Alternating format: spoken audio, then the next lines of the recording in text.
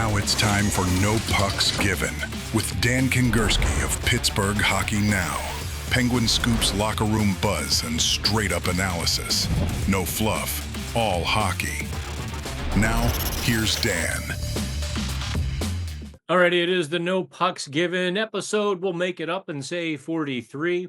I am Dan Kingerski on the Pittsburgh Hockey Now platforms and the Odyssey Podcast Network, Sportsnaut, and so many other places. Get this podcast wherever you get yours. This show, I'm doing it later Sunday evening. It's been a whirlwind day. Obviously, stories in the morning. We get those up for readers on Pittsburgh Hockey Now. Get to the arena by 1 o'clock. Find out Dan Muse is going to start. Sergey Murashov, Stuart Skinner, Brett Kulak still not through their immigration and visa process. Okay, game at 3 o'clock. All hell breaks loose in the game. For the second time in 2 days, the Pittsburgh Penguins, they don't just squander a late lead. No. The Penguins are far too good to do something boring like that. I mean, they've been there, done that. No, the Penguins squander a 3-goal lead on Sunday. I know. They did a 4-goal lead on Saturday, so they didn't really top themselves. But the fallout after the game was, to me, pretty extraordinary. We're going to have the locker room audio for those of you on the podcast side, and we've got the locker room video for those of you on the video side, because we're going to really dig in to this issue on today's show, or this week's show. We're going to talk about these blown late leads, because it's at first it was the extra attacker. The last couple of days, the extra attacker contributed, but there was much more to it. So we're going to talk about that. We're also going to talk about, I think, the goaltending situation, the big picture of it. I apologize for knocking the microphone over. I have it propped up a little bit so that we get a little bit better sound. We're going to talk about the goaltending situation, sort of in the big picture sort of things.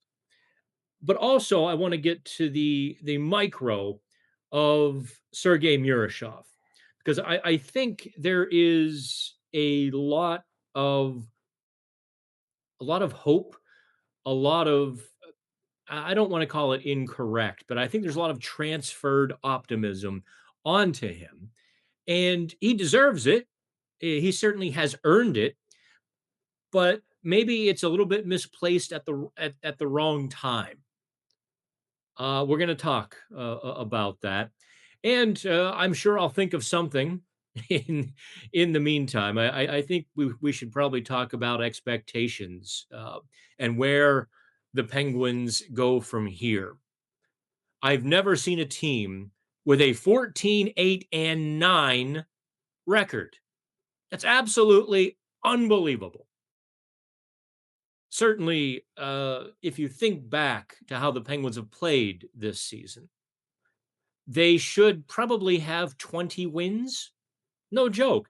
They should be maybe 28 and, let's do the math, 28 and 4, or I guess 5, 28 and 5. That would be a whole different kettle of fish as we talk. I'm recording this late Sunday night. You'll hear it on Monday for the first time. The Penguins are off on Monday. I don't know that they'll break any news, although there is one call-up I'm wondering if they will go to. I don't think so. Not yet. But they're getting close. So let's dive in to the lost leads. And I thought Erik Karlsson was entirely astute. I really like talking to Karlsson because he's unvarnished. He just says it. He thinks it. He says it. It's not always what everybody else would want him to say. In fact, I think Sunday night, maybe it wasn't what Coach Dan Muse would have wanted to hear one of his players say. but that's why I like him. And it's not just off the cuff, willy-nilly. He's thought about these things. He feels these things, he ponders them, and he delivers them. So here is Erik Karlsson in the locker room after the Penguins lose Sunday to the Utah Mammoth 5-4 in overtime after a 3-0 lead. Honest, I think we tried today. I think we try to play the right way. We try to have the intensity, and it was more a case of, they beat us today and scored the goals. We didn't beat ourselves as much, which is a good sign. But then again, situations like this, sometimes confidence plays a big role, and obviously right now we're lacking that, and we got to find a way quickly to try and get that back, because early on in the season I think we did a great job, playing with lead, and somehow we have kind of fallen away from that, and a lot of it has to do with how you're feeling out there when they score that first one, and I think that's just a mindset that we got to be able to control in here if we want to be a good team. Carl, when you were holding those leads early in the season, was it because you were being aggressive, because you stayed on the other guys? Yeah, I don't think we worried too much about the outcome. We were just playing hockey, Right. Staying in the moment. I think now, with the history that we've had here in the past couple of weeks, you start overthinking stuff, and you start worrying about the what ifs, and instead of just playing the situation, and if they beat you, they beat you. It's going to happen. We're playing against the best players in the world, and we got to remember that we're a part of that group, and we're more than capable than to play with anyone. So I think, like I said, it's more a mindset right now, and the good thing about that is it's controllable. I don't think it has anything to do with systems or X's and O's. I think it's just it's within ourselves, and we got to find a way to regain that trust, individually and as a team. Thank you, guys. All Appreciate right. it. Did you hear that? Overthinking, regain trust. Those are big things. That is not insignificant in any way, shape, or form. That is, I think, fundamental to a team to be successful. If you're out there, especially hockey, if you're out there thinking you're a step slow, you're timid, you're tentative, you're everything that you don't want to be. The Penguins had Utah where they wanted them. I mean, they dominated. Who did they lose to on Saturday? Honest to God, I literally just completely blanked on the Saturday game. That's the amazing thing. The San Jose Sharks. The Penguins were out shooting San Jose 34 or 36, and they changed the number to 13. And then they just collapsed in 10 minutes, 11 minutes in the third period. And they gave up 3 goals in 7 minutes on Sunday. And I have to tell you, I mean, Sergei Murashov was not a help to them in the third period, but their gaps were awful. They were not bodying up people. They were skating around. It was just lax and loose and scared hockey that they were playing, and they got kind of what they deserved. I hate to say it that way, but if you play that poorly, you're gonna get burned in the NHL. And they got 1 goal. 15 seconds later, they got a second. That was when they got the second goal so quickly, the bench just deflated. That third goal was absolutely a matter of time, and they got that not long later. I guess we can talk about the goalie challenge. I don't know. Dan Muse, to me, had a better than 50% chance of winning it, no worse than 50%. People were like, oh, Muse was an idiot. He never should have challenged that goaltender interference. Why?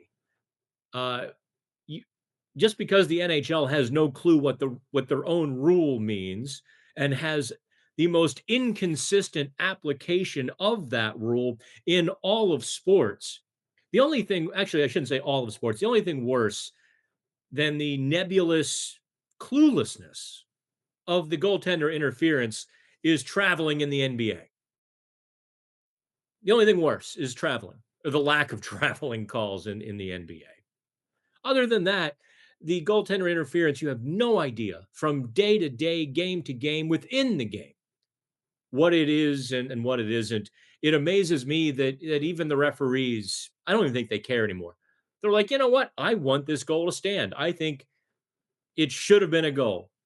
And to heck with the contact that may have occurred, or the nuances of the rule, or whatnot. They really do just like, he should have fought through that. And they call it a goal. 4-3. Power play goal follows that. Sidney Crosby in the locker room as well. I think you'll be able to hear in Sid's voice the emotion that I'm going to tell you about. I don't envy Sidney Crosby. I get to go home after a game. I don't really care if they won or lost. I care about my story, my connection with you, and how I delivered the news and the stories that day. My job ends when I've delivered them. Their job doesn't end after the game. It really doesn't. This is a life for them, and they take these 60-minute games just about like life or death. So when Sidney Crosby is sitting there surrounded by like 8 media people, ready to fire questions at him, for which there are no answers, by the way. There are no easy answers to what the hell is going on. And I think you hear that in Sid's voice. So here's Sidney Crosby in the locker room Sunday. But just with that said, what could you guys have done differently in that final 20 minutes? I mean, a couple of bounces. I mean, you still got to find a way to earn your bounces. I don't think overall, we had our best today, but we still had enough to get a win. And unfortunately, we didn't do that. What's the message in the room right now, just with how these losses are piling up right now? I mean, we just got to find a way to get over the hump. We've done enough to win games, and just haven't closed it out. So I think we just need some plays that are gonna do that. So those can be a lot of different things, but we gotta get through a game here. We have a lead and close it out. So what was Utah able to do to limit shot opportunities today? I think they were doing a good job through the neutral zone, just slowing us down, not letting us get to a forecheck. But I mean, I don't know how many power plays they had. That always helps too. I thought, we had to kill a lot. Our kill did a pretty good job, but I think just combination of the neutral zone and then probably special teams probably had something to do with that. Sid, you mentioned physically with a couple of things. Mentally, what do you guys need to do to kind of get over that hump? And do you feel like it's in your guys' heads?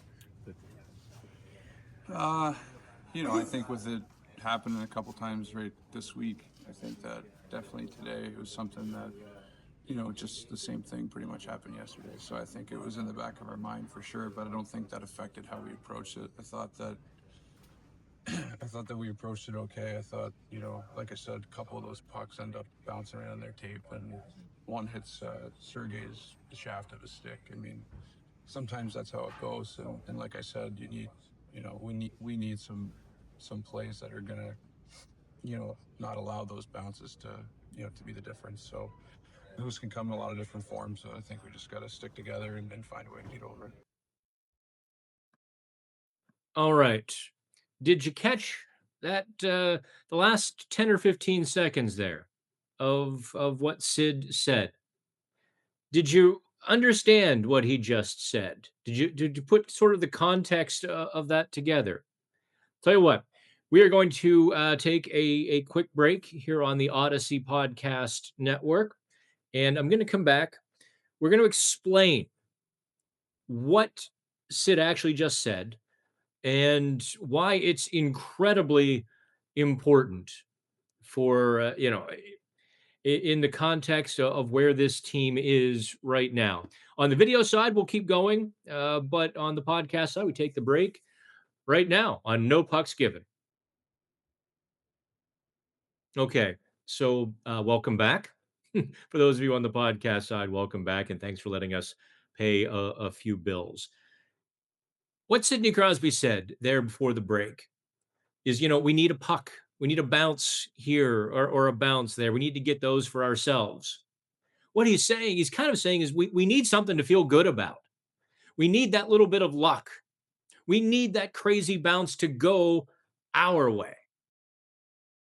That's how far down their confidence is. They're hoping for just a little something to pick up their spirits. And now, you older Penguins fans, I feel like you almost have to be old, but I go back to 1991, early March.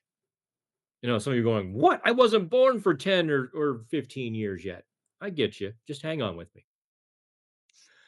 March of 1991, the Penguins were, well behind the New York Rangers in what used to be the Patrick division. It basically has become the Metropolitan division. But there was just a fizzy, there was something going on with that Mario Lemieux, Kevin Stevens, Mark Recchi, Paul Coffey, Tom Barrasso, Larry Murphy, Ulf Samuelsson team. Oh, by the way, Ron Francis too. They got one of the craziest bounces I've ever seen. Kevin Stevens dumps the puck in, bounces off the backboards. Hall of Fame goalie Mike Richter goes to play it, kind of turns his shoulders, to the end wall. The puck takes a crazy bounce, hits him, and goes in. Penguins go nuts.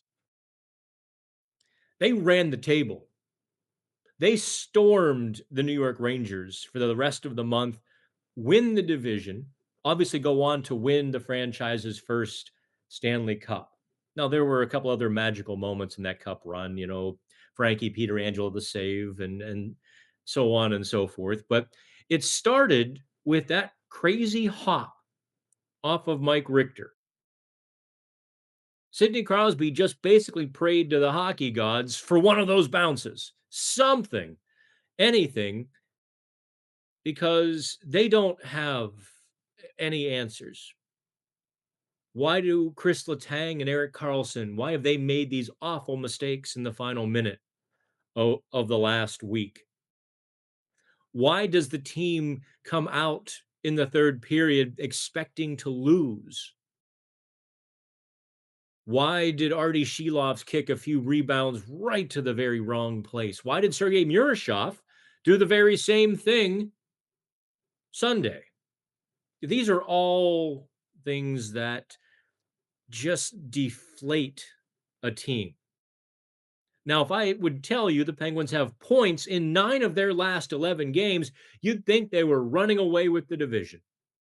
Problem is, those all except a few have been loser points.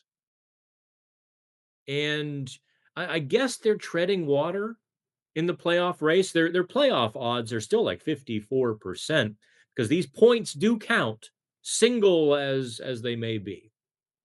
All right.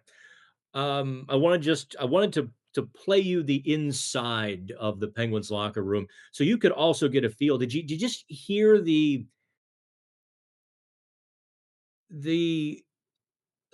hollowness of Sidney Crosby's words? I mean, we're all asking him questions, and there's no possible answer.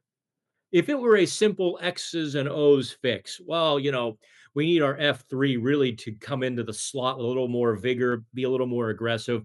Partly that's on Brian Rust, and partly that's on Kevin Hayes on that line. And, Tommy Novak there isn't that, little tweak or fix. Now, I do think this slide did start with a little bit of a schematic flaw, and opponents got to control the puck around their net with the extra attacker.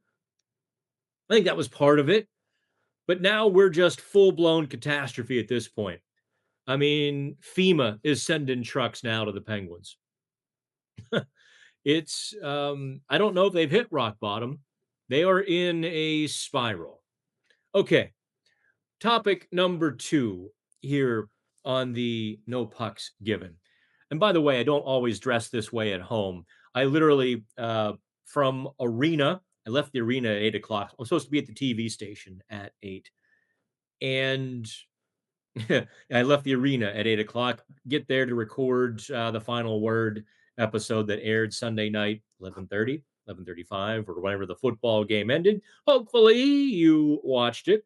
A lot of times you can catch it on the WPXI website. I've stopped putting it on the Pittsburgh Hockey Now site because my little tiny beef with all of Pittsburgh media establishment, or the establishment media, all of it, is it so badly undervalues hockey. Like, we get to talk about one hockey topic, then we spend 20 minutes talking Steelers. It drives Dan a little nuts. Drives Dan just a little nuts because I think the Penguins are a far more interesting story than Mike Tomlin's Steelers. I digress. Topic number 2, let's talk goaltending. If I had said to you back in August that trading Tristan Jarry would hamper the Pittsburgh Penguins' playoff chances, what would you have said to me? You probably would have laughed. But here we are. The Penguins traded their best goalie in exchange for a struggling goalie. I don't care if he's been to 2 Stanley Cup finals or not. He's a struggling goalie. And this is why Edmonton and Stuart Skinner felt like he needed a change, because every time he had a couple of bad games, all of those questions and all the negatives from the public, from the media, maybe from the inside of the team, I don't know, were there. All those insecurities all around him were present. So it was better for him to have a change of scenery. And Kyle Dubas kind of tipped his hand as someone who was not necessarily fully on board or fully buying that Tristan Jarry was a changed goaltender. Basically, what Dubas did was sort of twofold, or what Dubas said through his actions was twofold. One, I'm selling Tristan Jarry while I can. And Tristan Jarry knew it was coming. Part of the story I was writing before the trade broke, literally as the trade broke, was that Jarry was telling people about a timeline in which he expected a trade. We had some sources talking to us Friday morning, and then lo and behold, Edmonton sort of buckled on the price, gave the Penguins what they want, and the trade gets done. Tristan Jarry essentially played his way off the Penguins, and he wanted to go to Edmonton. That's where that was his choice. So it all came together there. The other thing that Kyle Dubas sort of said through the trade was that, hey, it's great that the Penguins are in a playoff position, but that still doesn't supersede the building for the future. And by trading Tristan Jarry, Dubas cleared the deck for next season. So anytime between now and then, Stuart Skinner, Artyom Shelyov, Sergei Murashov, and even Joel Blomqvist will have a chance to claim the Penguins' net.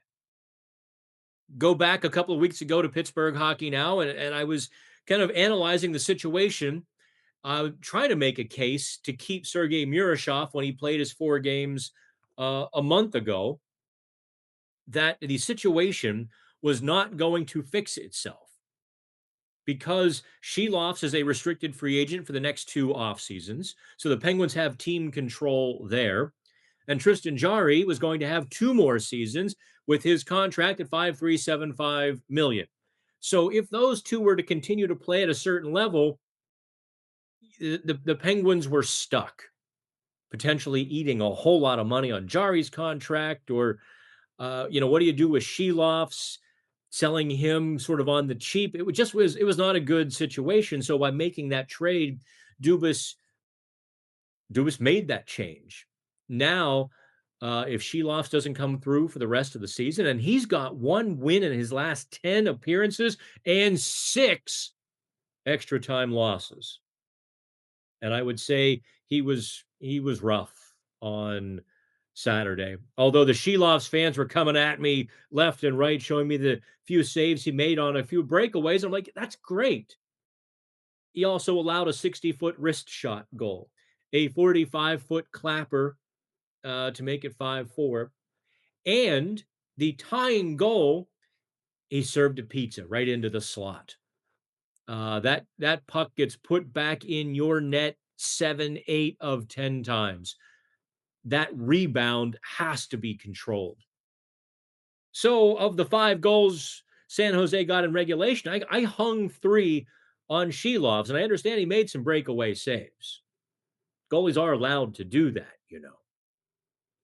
So Shelovs is still for me at best even. You know, his save percentage is down around 890 at this point, and give or take a couple of points either way, depending on his performance, which isn't good enough. So if he does not demand to be in the NHL through his play, now you look at the other 3. Stuart Skinner, who's a free agent after this season, which opens up a door or a ton of possibilities that Dubas, can go through a checklist. If he doesn't work out, hey, thanks for coming. Appreciate you trying. Good luck to you. If he's pretty good, now the situation with Shelovs affects Skinner. If Shelovs claims a spot, now you really have a choice. Okay, what do we do with Skinner? Do we trade him? Do we re-sign him? It becomes sort of the Penguins' choice at that point. At least until July 1st, anyway. Or third, they trade him. If he's playing well, you've got this great trade chip, right? So there's a lot that Kyle Dubas has set himself up to do by trading Tristan Jarry. Unfortunately, what none of it does is make the Penguins a significantly better team today. And that was the interesting part about the trade, because Murashov has work to do. You saw that work. You saw some of the rough edges on Sunday. And, there is not a guarantee that Skinner works out. There's 50-50 at best, maybe less than 50-50. I mean, I hear you. I hear you guys who want Skinner to work out, who say, well, he's playing behind a terrible Edmonton defense.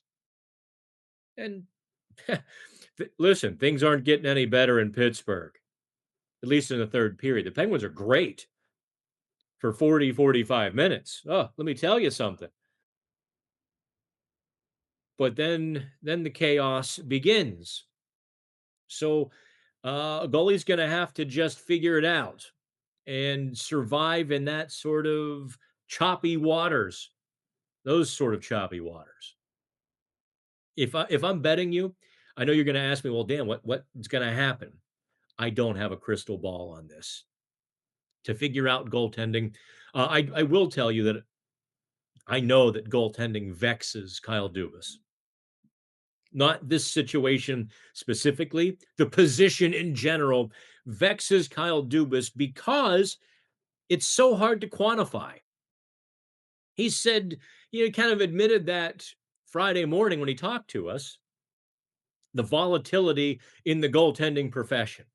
And you look at all the choices he's made, guys who were on their way up, guys on the way. He's gotten unexpected performances from so many different goalies. Jack Campbell claims the net and then goes in the tank in Toronto. Trades for Matt Murray. And Murray kind of went straight into the tank for Toronto. Freddie Anderson on his way up, looking like a guy figuring it out in his 30s, and meltdown.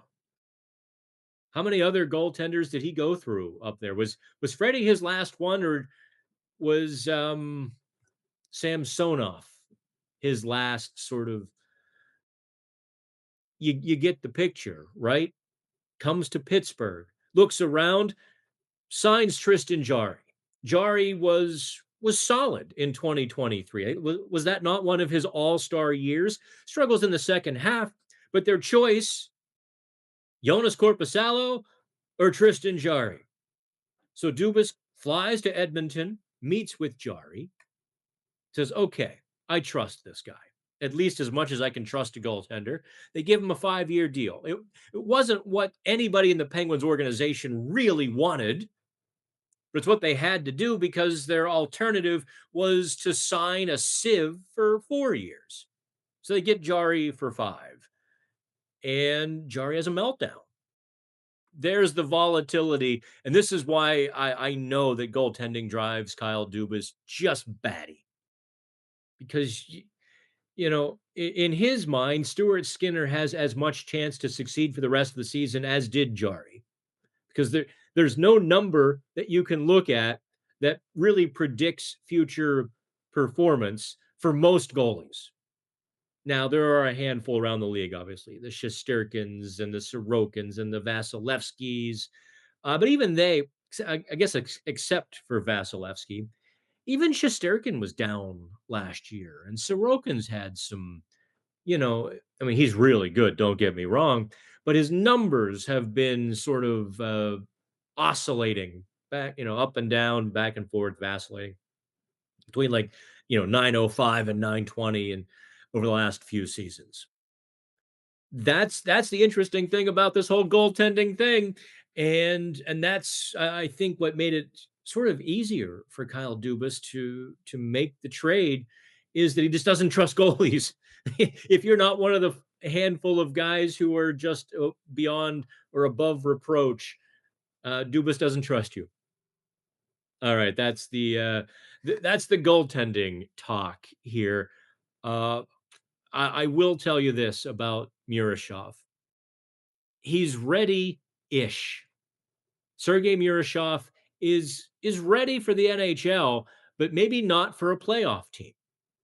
What I mean by that is you saw the rough edges on Sunday, which sort of mirrored his last start in the NHL, which was against Seattle a month ago, in which he was good, made some good saves, but you saw some things he could have done better. He's still learning, he's still growing.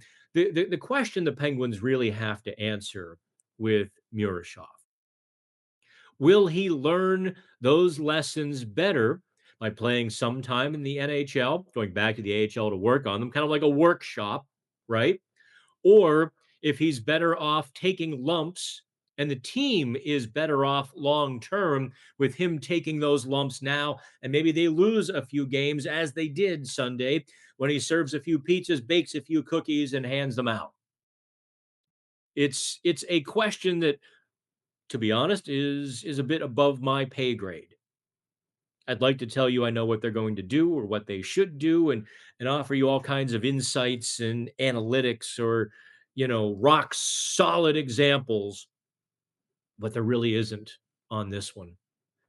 Uh, this is going to be one of those trial and error sort of things. I think when Skinner is healthy or not healthy, through immigration, he, I think they send Murashov down. Obviously, they let him work on what he has learned with the Shelovs situation sort of floating above all of it. That he has to be better. If Shelovs can't perform up to NHL standards, then you do try. You try Murashov in the NHL. Although, listen, maybe they try Joel Blomqvist one more time or 2 more times. Don't forget about that guy. The Penguins haven't forgotten about him. Maybe we all have, but they haven't. Okay, topic number 3 here on No Pucks Given, and that is, where do the Penguins go from here? Soul crushed, confidence flattened, hemorrhaging points, yet still kind of hanging on to a playoff spot. Really, this is going to come down to what Kyle Dubas sees. Does he see this team in the first, let's say, 50 minutes of a game, sort of first 40, 50, that can dominate good opponents and say, okay, if I can fortify these guys a little bit, if I can nibble at the edges and affect real change in a positive way, maybe we can do some damage in the playoffs. Or we can at least, I can at least give them a reasonable chance without sacrificing any of the plans for the future. Does he say that? Or is this absolutely irrelevant to Kyle Dubas's day-to-day thinking? My thought after Friday and trading Tristan Jarry is that the ups and the downs, the ebbs and the flows of the Penguins' on ice performance is irrelevant to Kyle Dubas's mission.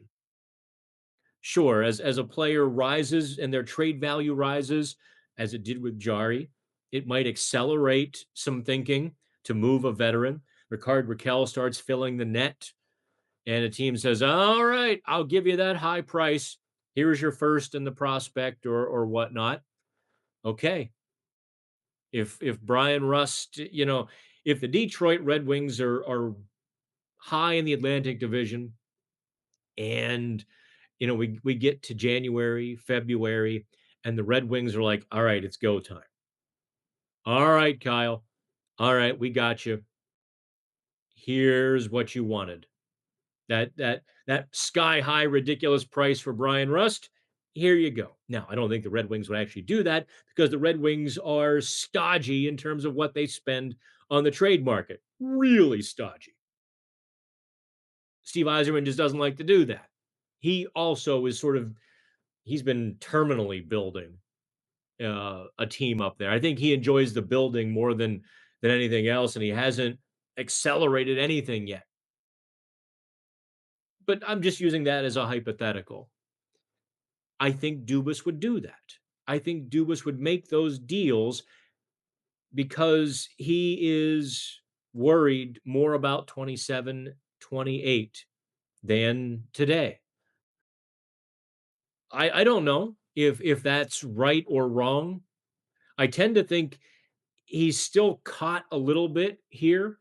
I mean, Ben Kindle, Rutger McGroarty, Ville Koivunen, Sergei Murashov. I don't know about Owen Pickering. I just have the weird feeling that you're going to see him involved in a trade more than you're going to see him involved in the Penguins' top six. That's just my reading on that situation. Not that I've heard anything.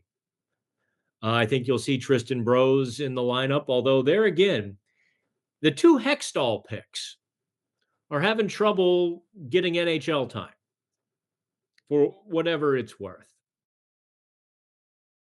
But they're there. They're in the organization. And I think when called upon, Brose would be a solid bottom six center. When, of course, called upon to do so. I don't think you're going to be very happy. I think you are going to want one or the other. Fortify the team and make them better or blow it up. I don't sense a whole lot of nuance or gray area with a lot of you. And you're going to have to kind of accept that's where the Penguins rebuild is going to live, is in that gray area. It'll be let the team do what it can, keep building for the future. Sign players like Brazeau and Wotherspoon and Shea and down the line, Caleb Jones. Acquire a Matt Dumba when you get a second round pick in return. Throw them on the ice. Let the coach sort them out and let the chips fall where they may, while Dubas continues the building process.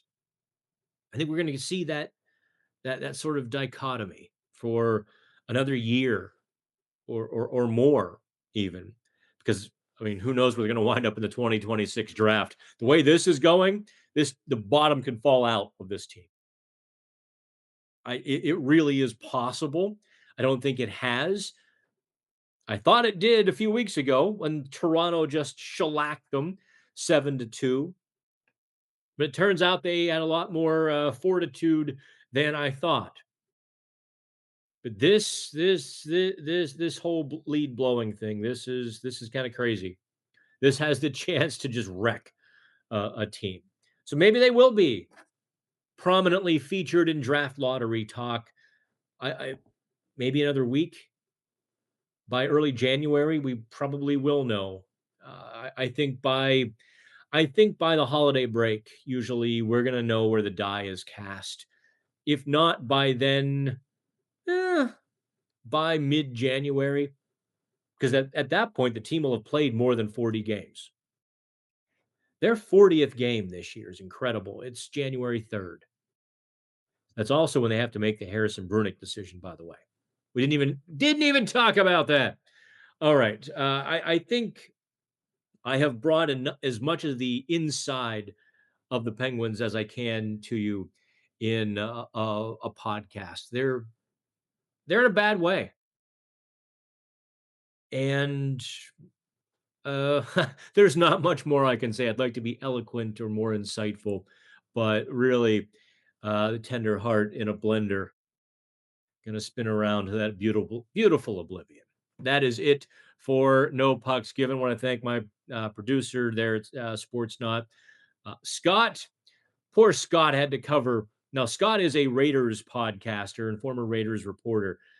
He got his first real taste of Kenny Pickett on Sunday. Kenny Pickett making his first Raiders start, and the Raiders offense, I think Pickett had 65 yards passing. And with the 4 sacks he took minus 35 yards. Yeah, it was a brutal day. So Scott got his first taste of the dump and duck of Kenny Pickett. Folks, I appreciate you. Like, share, set up your downloads as we do more of these. I think we'll do a live chat on Wednesday. I think I'll be able to do that. I might have to do it from the car on the way to Montreal. We'll see how that all shakes out. I hate driving to Montreal. That drive to Montreal is just soulless. You get past Buffalo, which is no prize. I mean, I apologize, Buffalo. Then you go through Rochester and Syracuse and then upstate New York, and there's nothing for 3 hours until you hit like the Thousand Islands.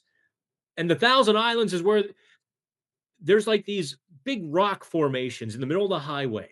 And I swear they were left there so that the police can hide. And they all know that we're all using Waze for no reason whatsoever. I kid you not on this. And I think Dan Aykroyd, Demi Moore, Chevy Chase did a movie about this in like the mid 90s, early 90s. John Candy was maybe in it too. Where they basically get arrested for speeding in this little town in upstate New York. And I'm pretty sure it was right there. And they basically get shanghaied in this town because the magistrate won't let them go for a few days. There'll be like just 6 cops sitting behind the rocks. I've seen this firsthand a couple of times, and they're all on Waze deleting themselves. Delete, delete, delete, delete. So that when I go zipping through, and I know to be careful. I'm going 45 miles an hour exactly, and I stare them down as I go past. Like, go ahead. You have nothing on me. But the poor tourists, heading up to Canada who don't know that they're about to, cage goes in the water, shark goes in the water. Our shark. They're about to go right into the teeth of this, and you just see sirens just pulling people over all day. I don't think those people in New York pay taxes in that town. There can be no taxes. They just take all their revenue from speeding. I'm telling stories you didn't care about. That's the end of No Pucks Given. I guess have fun.